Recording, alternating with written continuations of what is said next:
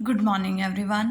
As we were doing the topic torsion of a circular shaft twisted by a couple है, हमने last video में Trojan of a circular shaft को discuss किया था। Practically हमने उसको देखा था कि उसमें आपके पास क्या था, एक सिलेंडर जिसको हमने थ्रू अ जनरेटर उसका क्या किया है, रोटेट किया है by a couple m. Means उसका जो जनरेटर है वो अपनी पोजीशन से क्या हो जाता है, डिफॉर्म्ड हो जाता है। सो उस केस में आपको क्या फाइंड आउट करनी है कि जो भी डिस्प्लेसमेंट होगी along x axis and y axis, as you know that मैंने आपको बताया था कि वो हमने डिस्प्लेसमेंट जो है, क्रॉस सेक्शन एरिया जो है हमारा, जैसे आपने सिलेंडर लिया तो जो उसका क्रॉस सेक्शन एरिया था वो अलॉन्ग जेड एक्सिस था, और क्रॉस सेक्शन एरिया में आपका कोई चेंज नहीं आया। सिर्फ चेंज आएगा आपका सिलेंडर के जनरेटर्स, हर एक जनरेटर क्या हो जाएगा, through an angle theta rotate हो जाएगा। बट उसमें उसके क्रॉस सेक्शन में कोई चेंज नहीं आएगा आफ्टर रिफॉर्मेशन, वो प्लेन ही रहेगा। सो जो डिस्प्लेसमेंट होगी अलॉन्ग जेड एक्सिस वो क्या रहेगी, ज़ीरो रहेगी। आपकी डिस्प्लेसमेंट क्या होती है जेड एक्सिस के अलॉन्ग, डब्ल्यू, और डब्ल्यू क्या हो जाएगा, ज़ीरो हो जाएगा। जो आपके अलॉन्ग एक्स एक्सिस और वाई एक्सिस डिस्प्लेसमेंट है वो हम फाइंड आउट करेंगे इस वीडियो में। सो देखो, सबसे पहले हमने क्या लिया, एक पॉइंट कंसिडर किया कि उस जो बिफोर डिफॉर्मेशन आपका पॉइंट है वो मैंने पी कंसिडर कर लिया, जिसके कोऑर्डिनेट्स क्या है, एक्स कॉमा वाई, और आर मैंने इसका रेडियस वेक्टर ले लिया है, आर जो है वो रेडियस वेक्टर लिया है, और इसका मैग्नीट्यूड हमने आर ले लिया है, स्मॉल आर ले लिया है। सो देखो यहाँ से ये वैल्यू तो आपकी बनी आर, इसका मैग्नीट्यूड आर है तो हमने आर ले लिया। अब अगर मैं ये एक्स की बात करूँ, इसको परपेंडिकुलर ड्रॉ कर देती हूँ, तो ये लेंथ क्या है आपके पास, वाई है, और ये लेंथ क्या होगी, एक्स होगी। इस एंगल को मैंने क्या कंसिडर किया है, बीटा कंसिडर कर लेते हैं। सो अगर इस एंगल को अगर मैं बीटा कंसिडर करती हूँ तो बाय पाइथागोरस थ्योरम ये परपेंडिकुलर है आपके पास, क्या बनेगा, यहाँ से वाई की वैल्यू क्या आएगी, y upon r is equals to y upon r is equals to, ये क्या है, perpendicular upon base is equals, sorry hypotenuse is equal to sine theta, theta के प्लेस पे क्या है, beta. So we get y is equals to r sine beta. Next चलते हैं x, अगर मैं x अपॉन आर लूँ तो ये बेस अपॉन हाइपोटेन्यूज है तो क्या आएगा, कॉस बीटा आएगा। सो यहाँ से x की वैल्यू क्या बनेगी, r cos beta. So we get x and y r cos beta and sine beta. ये बिफोर डिफॉर्मेशन जो है वो हमारे पास डिस्प्लेसमेंट्स है। अब हम आफ्टर डिफॉर्मेशन की बात करते हैं तो एज यू नो दैट कि जनरेटर्स जो हैं वो through an angle theta rotate कर रहे हैं। तो ये सपोज करो कि थीटा एंगल रोटेट करने के बाद ये पॉइंट यहाँ पे आ जाता है, और इसको क्या कंसिडर कर लेते हैं, पी डैश, और इसके बीच जो एंगल है, ये आर को रिमूव कर देते हैं, इसके बीच जो एंगल है वो थीटा है। इस पी डैश के कोऑर्डिनेट्स क्या ले लिए मैंने, एक्स प्लस यू और वाई प्लस वी कंसिडर कर लिया। तो अगर मैं x प्लस यहाँ पे परपेंडिकुलर ड्रॉ करूँ तो मैं x प्लस, ये टोटल एंगल क्या बनेगा, थीटा प्लस बीटा, और ये आपके पास क्या है, सेम आर है, ये तो सेम रहेगा, आपका रेडियस वेक्टर तो सेम रहेगा क्योंकि क्रॉस सेक्शन के अलॉन्ग जो है कोई चेंज नहीं है, डिफॉर्मेशन नहीं है, तो ये आर का आर रहेगा। अब हम यहाँ से अगर मैं फाइंड आउट करूँ तो आपके पास क्या आएगा, देखो ये आपके पास क्या है, डिस्टेंस y प्लस वी, और ये डिस्टेंस क्या है, x plus u. So x plus u find out करते हैं तो x plus u upon r, x plus u upon r is equals to, x plus u क्या है, base upon hypotenuse is equal to cos theta के place पे क्या है, theta plus beta. So we can write it as theta plus beta, और यहाँ से x plus u की वैल्यू क्या आएगी, r cos theta plus beta आएगी। उसके बाद similarly y plus v upon r क्या आएगा आपके पास, साइन थीटा प्लस बीटा। तो यहाँ से आपके पास वैल्यू क्या बनेगी, y plus v is equal to r sine theta plus beta. अब हमें u and v find out करना है इन दोनों की हेल्प से। तो सबसे पहले लेके चलते हैं हम u में अगर मैं x ऐड करूँ और x ही सब्ट्रैक्ट करूँ कोई इफेक्ट नहीं आएगा। अब x प्लस यू की वैल्यू क्या बनेगी, x प्लस यू क्या है, r cos theta plus beta, minus x की वैल्यू क्या है, आर कॉस बीटा है। कॉस ए प्लस बी का फॉर्मूला क्या होता है आपके पास, कॉस ए प्लस बी का फॉर्मूला होता है cos a cos b minus sine a sine B. So ये फॉर्मूला आप यूज़ करोगे, यहाँ पे क्या आएगा, are cos theta cos beta minus are sine theta sine beta minus r cos beta. तो ये किसकी वैल्यू आई है आपके पास, यू की। अब देखो यहाँ से इन दोनों टर्म्स में से आर कॉस बीटा जो है कॉमन आ रहा है इन दोनों में से, so take it common. R cos beta क्या बनेगा, cos theta -1 minus y sine theta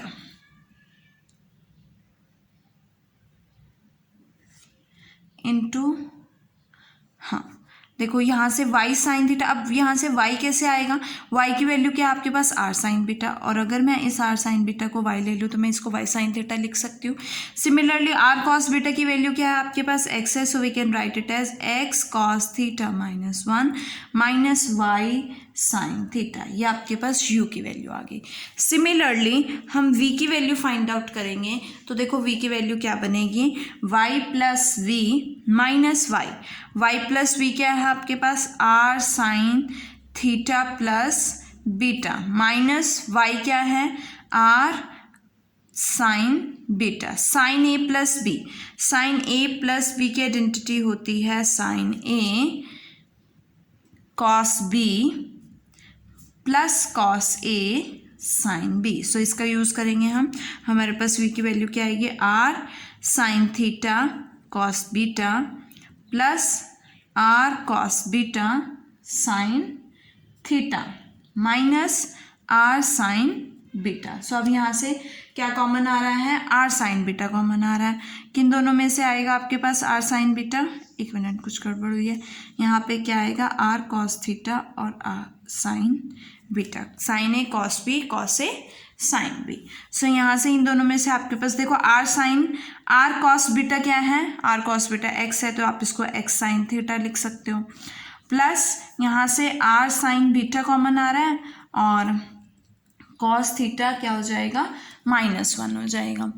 यहाँ पे हमारे पास x साइन थीटा और r साइन बीटा की वैल्यू क्या है, y है, तो y कॉस थीटा -1। ये आपके पास किस किस की वैल्यूज आई हैं कि u एंड v की। सो अगर मैं थीटा को वेरी स्मॉल ले लूँ कि consider theta is very small, तो अगर थीटा आपके पास बहुत स्मॉल एंगल है तो साइन थीटा आपके पास क्या हो जाता है, इज इक्वलेंट टू थीटा के इक्वलेंट हो जाता है ना, और कॉस थीटा किसके इक्वलेंट हो जाता है, 1 के इक्वलेंट हो जाता है। तो ये सब्सटीट्यूट कर दो, आपके पास u की वैल्यू क्या आएगी, कॉस थीटा को 1 पुट करना है, 1 माइनस 1 0 हो गया, और साइन थीटा को थीटा, तो क्या बनेगा माइनस y थीटा, तो u की वैल्यू क्या आएगी, माइनस थीटा y, और v की वैल्यू क्या बनेगी आपके पास, साइन थीटा को थीटा पुट किया है, कॉस थीटा को 1 माइनस 1 0, तो क्या बनेगा, थीटा x बनेगा। यहाँ पे u और v की वैल्यू माइनस थीटा y और v is equal to theta x आया। अब मैंने आपको लास्ट वीडियो में बताया था कि थीटा जो है हमारे पास क्या होता है, अल्फा z होता है, और जहाँ पे अल्फा जो है आपके पास ट्विस्ट पर यूनिट लेंथ है। अब हमारे पास जो डिस्प्लेसमेंट्स हैं वो आ चुकी है। सो डिस्प्लेसमेंट्स देखो क्या आई हैं आपके पास, displacements of any point with coordinate X Y Z is, क्या बनेगी यहाँ से, u is equals to minus theta की वैल्यू पुट कर दो अल्फा जेड वाई, और v is equals to alpha Z X, and w तो आपके पास क्या है, 0 है। सो ये हमारे पास डिस्प्लेसमेंट्स आ गई हैं। अब इन डिस्प्लेसमेंट्स की हेल्प से हम क्या फाइंड आउट करेंगे, स्ट्रेसेस फाइंड आउट करेंगे। सो स्ट्रेसेस आप किससे फाइंड आउट करोगे, stress strain relation. As you know that by stress strain relation आपके पास क्या है, tau I J is equals to lambda theta del I J plus 2 mu E I J. ठीक है, theta आपके पास यहाँ पे एक्स वाई जेड है, तो थीटा क्या है, E X X plus E Y Y plus E Z Z. देखो ई एक्स एक्स क्या होता है, यू एक्स कॉमा एक्स, और एक्स एक्सिस के लॉन्ग डिस्प्लेसमेंट क्या है, यू है, तो यू कॉमा एक्स बनेगा, वी कॉमा वाई बनेगा और डब्ल्यू कॉमा जेड बनेगा। सो यहाँ से u कॉमा एक्स की मैं अगर बात करूँ तो u का डेरिवेटिव x के रिस्पेक्ट में इंडिपेंडेंट ऑफ x है तो जीरो हो जाएगा, v का डेरिवेटिव y के रिस्पेक्ट में इंडिपेंडेंट ऑफ y है तो जीरो हो जाएगा, w तो ऑलरेडी जीरो है तो ये जीरो, तो थीटा की वैल्यू क्या हो जाएगी, जीरो। तो आपके पास टो आई जे क्या हो गया, 2 म्यू ई आई जे हो गया। अब इसकी हेल्प से हम फाइंड आउट करेंगे। सबसे पहले हम z के अलॉन्ग फाइंड आउट कर लेते हैं। टो जेड एक्स की बात करें तो यहाँ पे क्या बनेगा, 2 म्यू ई जेड एक्स, और ई जेड के एक्स के केस में आपके पास क्या आएगा, कर्ल यू एक्स एक्सिस के अलॉन्ग यू होगा by curl Z plus curl डब्ल्यू अपॉन कर्ल एक्स बनेगा, यही बनेगा ना, और अपॉन में 2 आता है तो 1/2, 2 से 2 कैंसिल, ये टर्म हो गए। अब u का डेरिवेटिव z के रिस्पेक्ट में करोगे आपके पास क्या आएगा, u का डेरिवेटिव z के रिस्पेक्ट में करोगे माइनस अल्फा वाई, तो ये क्या बनेगा, माइनस म्यू अल्फा वाई, और w तो जीरो है तो इसका डेरिवेटिव क्या हो जाएगा, जीरो हो जाएगा। अब नेक्स्ट चलते हैं टो जेड वाई की तरफ। टो जेड वाई क्या बनेगा, यहाँ पे 2 म्यू ई जेड वाई, तो ई जेड वाई क्या है, 2 mu curl Y by Y के अलॉन्ग आपकी डिस्प्लेसमेंट क्या है, V, curl V by curl Z plus curl W by curl Y, तो curl W by curl Y तो zero हो जाएगा क्योंकि डब्ल्यू जीरो है। वी का डेरिवेटिव यहाँ पे अपॉन में 1/2 आएगा और यहाँ पे 2 कैंसल, और वी का डेरिवेटिव जेड के रिस्पेक्ट में अल्फा एक्स, तो क्या बनेगा, म्यू अल्फा एक्स, तो ये टो जेड वाई की वैल्यू हो जाएगी। अब नेक्स्ट चलते हैं।